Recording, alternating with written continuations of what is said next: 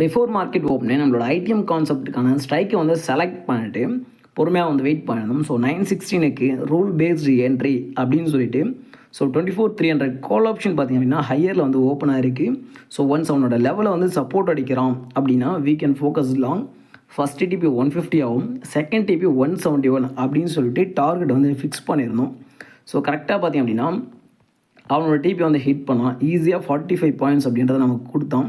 So ஏன் பர்டிகுலராக இந்த ப்ரைஸில் இந்த மாதிரி ரிஜெக்ஷன் கொடுக்குறான் அப்படின்னு சொல்லிட்டு நம்ம தெரிஞ்சுட்டு பண்ணும்போது தான் ஆஸ் அ ஆப்ஷன் பையராக ப்ராஃபிட்டபுளாக இருக்க முடியும்.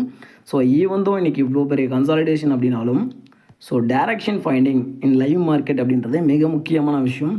இன்கேஸ் இதை பற்றின டீட்டெயில் நீங்கள் டெப்த்தாக கற்றுக்கிட்டு ஓனாக ட்ரேட்ஸ் வந்து பண்ணணும் அப்படின்னு நம்ம வந்து டீச் பண்ணிட்டுருக்கோம். ரொம்ப அஃபோர்டபுளான ப்ரைஸில் recorded videos plus indicator support வந்து கொடுத்துட்ருக்கும். ஸோ கற்றுக்கிட்டு ட்ரேட் பண்ணணும் அப்படின்னு நினைக்கிறவங்க இந்த ஐடிக்கு பின் பண்ணுங்கள்.